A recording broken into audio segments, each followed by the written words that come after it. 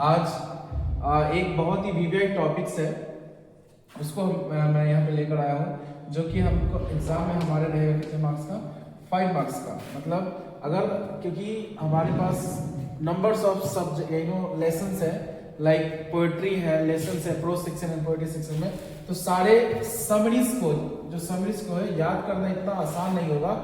इसलिए मैंने यहाँ पे कुछ एक ट्रिक्स लगाया है, जिसको यहाँ पे कुछ इजी मेथड्स, जिसके थ्रू हम समरीज को और ज्यादा इजी तरीका से लिखने में सीखेंगे।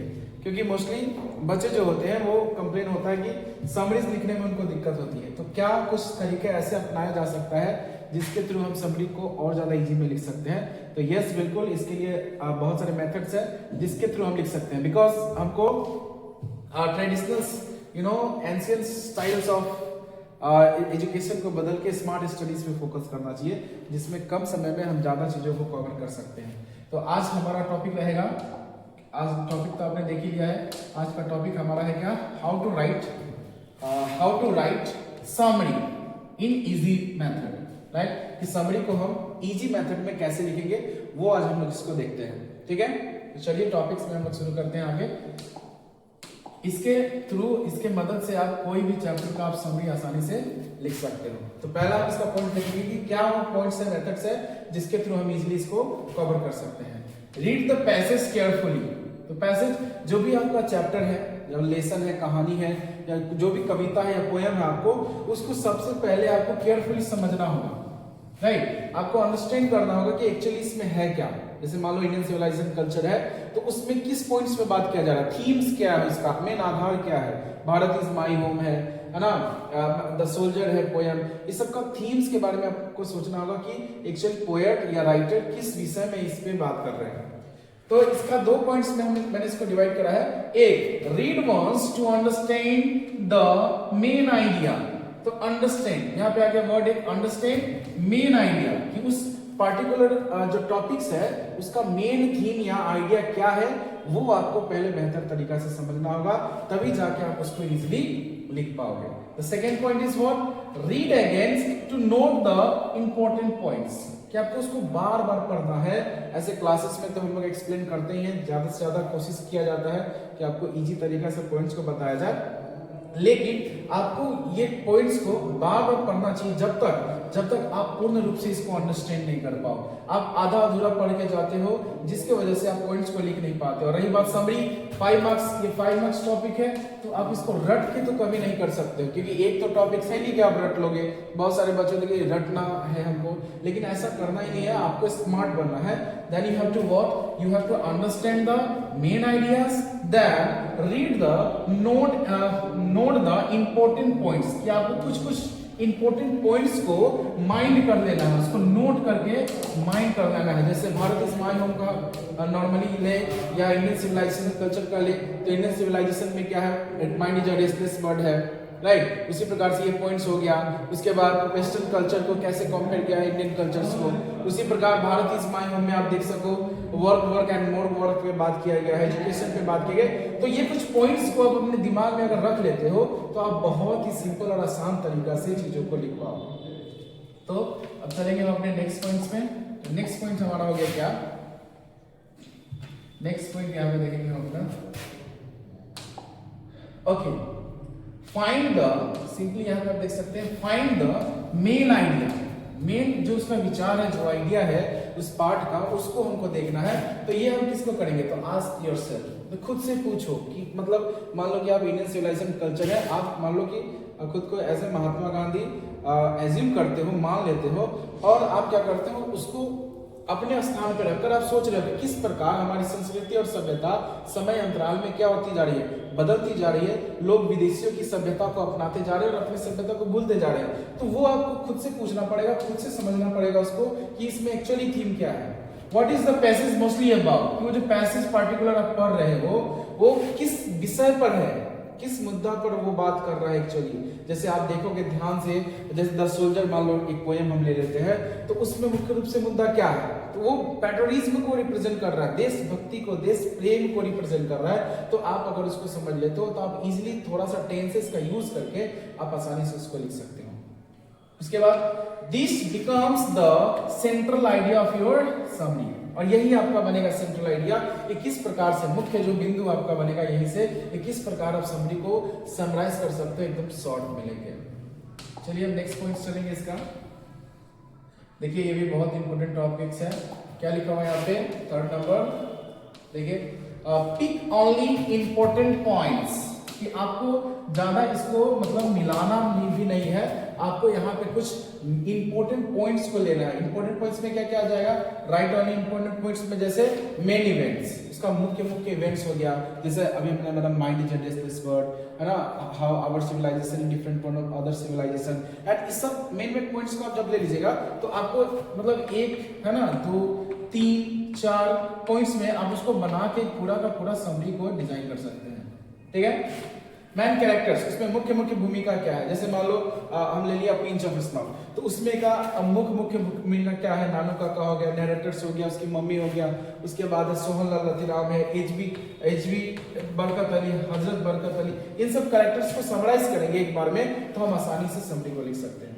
इंपॉर्टेंट फैक्ट्स, जो इसमें मुख्य रूप से जो सत्य दिखाया गया है, जो मुख्य बातों पे जो ज्यादा फोकस किया गया है, उसको हम यहाँ पे रखेंगे। जैसे नानू काका किस प्रकार के व्यक्ति थे, तो हम बोलेंगे कि बहुत ही कनिंग काइंड्स ऑफ पर्सन थे, बहुत ही चालाक, जो अपने काम को निकालने के लिए किसी भी हद तक जा सकते थे। उसके बाद इंपॉर्टेंट रिजल्ट्स, आमतौर पे कि जो हम पाठ को पढ़ने के पश्चात समझते हैं कि पाठ में हम सीखे क्या, उसके थ्रू भी हम यहाँ पे लिख सकते हैं। चलिए अब यहाँ पे आएंगे हम अपना, अब देख सकते हैं यहाँ पे एक और मैंने क्लोज डाल दिया है, जैसे ये देखो, don't include examples, story, jokes, dialogues and descriptions, मतलब आपको एक्स्ट्रा में बहुत कुछ नहीं मतलब डाल देना है। आपको क्या करना है, तो आपको बुक से ही रिलेटेड पॉइंट्स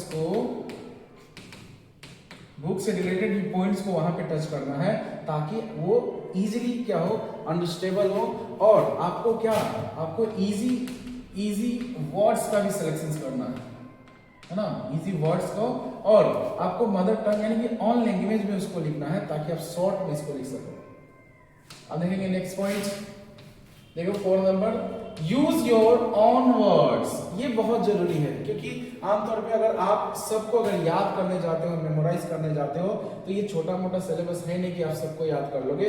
तो आपको सबसे पहले क्या करना, अंडरस्टैंडिंग को डेवलप करना है, और चीजों को किसके मदद से, तो टेंस की मदद से। टेंस की मदद से आप अपने वर्ड्स में चीजों को लिख सकते हो। तो rewrite the points, simple, short and clear sentence, मतलब आपको सिंपल ही लिखना है, शॉर्ट ही लिखना है। उसके बाद क्या करना है, आपको क्लियर सेंटेंसेस वहां पे लिखना चाहिए, है ना, जैसे the following poem composed bye mister, है ना, रूपर्ट ब्रूक एंड जो भी आपके पोएट्स है, तो आपको वहां पे क्या करना है, तो आपको एकदम सिंपल पॉइंट्स को लेना है, सिंपल सेंटेंसेस बनाना है, SENTENCE सेंटेंसेस को बनाना है, ताकि आप बहुत कम समय में ज्यादा चीजों को पढ़ पाओ और इसको कवर कर पाओ। चलेंगे next point, keep it short, मतलब आपको क्या करना है, एकदम समरी को एकदम भारी भरकम बनाना नहीं है, आपको शॉर्ट में मतलब नॉर्मली इसको डिजाइन करना है। और summary is what, that 1/3 of the original text. तो समरी होता क्या है कि आप पूरा का पूरा मतलब आप जैसे 8 या 10 या 15 पेजेस का जो कहानी पढ़ते हो, उसको एक समराइज किया जाता है शॉर्ट में। तो शॉर्ट में जब समराइज किया जाएगा तो वो कितना होना चाहिए, एकदम आपको पेज भी नहीं भरना है वहां पे। यूजुअली 4 to 6 तक, यहाँ पे 4 और 6 दिया है, लेकिन आपको एग्जाम में क्योंकि ये कितने मार्क्स का आता है, 5 मार्क्स का आता है, तो आप अप्रोक्स 10 लाइन्स में इसको लिख सकते हो। तो 10 लाइन्स में, क्योंकि ये लॉन्ग टाइप में आ जाएगा, तो 10 लाइन से 12 लाइन्स में आपको इजिली मार्क्स वहां पे मिल जाएगा। अब देखेंगे नेक्स्ट पॉइंट इसके, तो हमारा नेक्स्ट पॉइंट है that's what is this, so you can see here, देखिए, do not add your opinion, आपको उसमें अपना ओपिनियन नहीं डालना है कि according to me and all this, क्योंकि कहानी जो होती है, कविता होती है, किसी और के द्वारा लिखा गया होता है, तो इसमें हम अपना ओपिनियन नहीं डाल सकते हैं। Summary should contain only what the written in the original passage, ये हमेशा वही चीज होना चाहिए जो ओरिजिनल पैसेज यानी कि हमारे किसमें, टेक्स्ट बुक में जो दिया हुआ है उसके अकॉर्डिंग होना चाहिए। इसमें हम अपना ओपिनियन नहीं डालेंगे, अपना मत अलग से एक्स्ट्रा में नहीं डालेंगे। उसके बाद देखिए यहाँ पे, don't right I think in my opinion, है ना, कि आपको ऐसा नहीं लिखना इन माय ओपिनियन नानू काका was this and all this, I think this, है ना। तो यहाँ पे आपको ये यूज नहीं करना है। क्यों नहीं करना है? क्योंकि ये एक बुक है, टेक्स्ट बुक का पार्ट लिया गया है जहां में आपका ओपिनियन सुटेबल नहीं रहेगा, इसलिए इसको नहीं लिखेंगे। अब देखेंगे इसका एक ट्रिक्स, मैंने यहाँ फॉर्मूला लिखा है समरी का, कितना सिंपल है देखो। अगर आप इसको नॉर्मलाइज करोगे, चीजों को एकदम थोड़ा सा बेसिक्स में करके समझोगे, तो बहुत ही कम समय में आप सारे समरीज को एक बार में ही कर सकते हो। आपको चाहिए होगा सिर्फ राइटर्स का नाम और उसका चैप्टर का अंडरस्टैंडिंग एक्सप्लेनेशंस, ठीक है। अब आइए देखें इजी समरी फॉर्मूला। तो ये फॉर्मूला क्या हो सकता है? तो देखेंगे summary is equal to main idea, कि पार्टिकुलर चैप्टर का मेन आइडिया, या तो प्रोज से रहे, पोएट्री से, उससे हमको मतलब नहीं है ना। उसका मेन आइडिया क्या है? जैसे इंडियन सिविलाइजेशन एंड कल्चर, तो सिविलाइजेशन एंड कल्चर तो यहाँ पे इसका main idea. Bharat is mine, तो भारत का डेवलपमेंट पेट्रोटिज्म को दिखा रहा है, वहां पे इसका मेन। पिंच ऑफ स्नॉब, उसका मेन आइडिया किस प्रकार व्यक्ति कनिंगनेस को शो करता है स्मार्ट तरीका से। Important points in on words short and clear, तो जो मेन पॉइंट्स है, जो भी पार्टिकुलर पॉइंट्स आप कॉपी में लिख सकते हो एक दो करके ऐसा, और उसको शॉर्ट लिस्ट करके आप उसको सेंटेंस पैराग्राफ में कन्वर्ट कर दो, राइट। पैराग्राफ में जब आप करोगे, तो इसलिए मैंने आपको टेंस के लिए भी पूरा इंपॉर्टेंस मैंने आपको समराइज किया था, और टेंस पे भी आप ज्यादा फोकस करोगे ताकि आप ज्यादा से ज्यादा चीजों को सीख पाओगे। गुड। अब नेक्स्ट पॉइंट पे चलेंगे हम लोग, समरी ऑफ। चलो अब एक एग्जांपल की बारी आती है कि हम यहाँ पे नॉर्मल एक एग्जांपल लेंगे जिसके थ्रू हम समझेंगे कि क्या समरीज को सच में हम कुछ ट्रिक्स को फॉलो करके, 4-5 जो भी ट्रिक्स होते हैं उसको फॉलो करके हम आसानी से लिख सकते हैं। तो यहाँ पे हम देखते हैं अपना tricks. Okay, so now I am going to take an example which is what, this is from your poetry section. The poetry section, इसमें क्या है? सॉन्ग ऑफ माई सेल्फ, है ना। सॉन्ग ऑफ माई सेल्फ, ये song मतलब गाना, of myself, myself मतलब खुद का, मेरा खुद का गाना, है ना, खुद के लिए, खुद का गाना। तो अब देखेंगे हम song of myself, why world with man. तो हम लोग देखो यहाँ पे सॉन्ग ऑफ माई सेल्फ, और यहाँ हम अपने कवि का नाम डाल दिए क्या? World with man. Is a poem, यह एक कविता है, that celebrates the poets believe in equality. तो ये एक कविता है जो यहाँ पे दर्शाता है, क्या सेलिब्रेट कर रहा है? तो पोएट्स बिलीव इन इक्वालिटी, समानता पे, है ना, सब कुछ समान है, इसके ऊपर ये रिप्रेजेंट कर रहा है फ्रीडम, आजादी, and the unity of all human beings. और साथ में क्या? आजादी और unity of all human beings, सभी जो मानववादी है, जो मानवता है, उसका जो होता है यूनिटी को दिखा रहा है, एकता को दिखा रहा है। The poet says that he celebrates himself because, यहाँ पे देखो कितना अच्छा कविता है। आमतौर पर अगर इस कविता को आप समझते हो तो इसमें यही बताया गया है कि किस प्रकार आदमी खुद से लगाव रखेगा, खुद से उम्मीदें रखेगा, खुद से प्रेम करेगा, ताकि उसको दुख तकलीफ ना हो। तो वही यहाँ पे लिखा था, पोएट सेज, कवि कहते हैं, that he celebrate himself because, वो खुद को ही सेलिब्रेट करते हैं, आनंदित करते हैं। क्यों करते हैं? Every human soul is connected, सभी ह्यूमन सोल्स क्या होते हैं? कनेक्टेड रहते हैं हमारे एक दूसरे से, right. He highlights that all peoples, rich और पुअर, स्ट्रॉन्ग और weak, are equal and share the same agencies of life. तो जितने भी लोग होते हैं वो आमतौर पे जीवन जीने का तरीका लगभग क्या होता है? सबका सेम होता है, और सभी एक दूसरे से कनेक्टेड होते हैं। किस प्रकार से? तो Whitman says, enjoy nature, the body and the soul, and he wants us to live freely, fearlessly and joyfully. वो बोलते हैं हमको क्या? कि हमको जीवन में बाधित नहीं होना है, ना ही लोगों से, ना ही अपने डिप्रेशन एंजाइटी से। हमको क्या करना है? फ्रीली जीना है, मुक्त रूप से जीना है, राइट, मुक्त तौर पे जीना है, और साथ में नीडर होकर जीना है, एंड खुशी के साथ जीना है, एकदम खुशहाल होकर जीना है, राइट।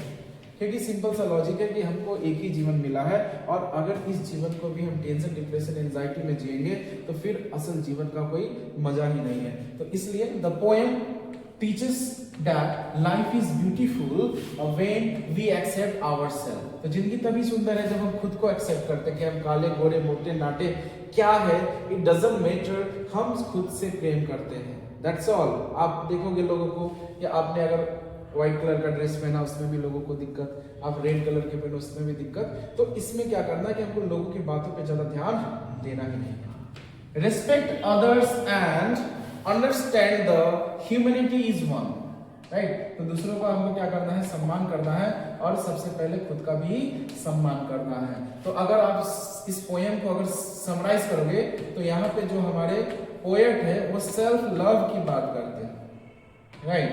सेल्फ लव मतलब कि खुद से प्रेम कैसे किया जाए ताकि हम उम्मीदों से कम घिरे और हमें दुख तकलीफ कम हो, और हम, जैसे कहा जाता है शास्त्रों में कि सारे दुखों का कारण क्या होता है, उम्मीद, होप, जो हम होप जो लोगों से लगा के रखते हैं वो उसी की वजह से हम दुखी होते हैं। तो इस कविता में कवि ने क्या कहा है, सेल्फ लव के बारे में कहा है कि जो व्यक्ति खुद से प्रेम कर सकता है उसे किसी प्रकार की उम्मीद किसी से रखने की जरूरत ही नहीं है। तो आई होप कि ये पोएम पूरा का पूरा आपको समझ में आया होगा, क्योंकि मैंने आप नॉर्मल समराइज किए हैं, इसके मेन पॉइंट्स को लिखा है ताकि आप बहुत ही इजी तरीका से इसको समझ सको। आप देख सकते हो तो ये मेथड्स हैं कुछ, मतलब 5-6 जो मेथड्स है, 5-6 मेथड्स है। आप इसको अगर अप्लाई करोगे बढ़िया से तो आप any kinds, right, any types of summary, right, summary आप इजीली लिख सकते हो, है ना। तो आपको यहाँ पे कोशिश करना है, ये पॉइंट्स को आप देखो, सिंपल लॉजिक में बताओ कि समरीज करने का क्या है। तो आप देख सकते हो समरी लिखने का सिंपल लॉजिक है, आपको सबसे पहले पार्ट समझना है, लेखक के बारे में जानना है, उसके बाद पार्ट का आधार जानना है, थीम जानना है कि एक्चुअली ये है क्या, उसके आधार पे आपको नॉर्मल टेंसेस का यूज करना है, टेंस का यूज करना है, जैसे मैंने पढ़ा सारे टेंसेस के बारे में, और उसके अकॉर्डिंग्स आपको लिखना है simple and short sentences and simple words. So I hope this video will find useful for you, and जो भी लोग नए हैं या जो देख रहे हैं वो कृपया करके चैनल को सब्सक्राइब करें और काइंडली इसको शेयर करें लाइक अदर्स, जो भी आपके फ्रेंड्स सर्कल है, ताकि वो भी चीज़ों को सीख पाए इसी तरीका से। Thank you so much.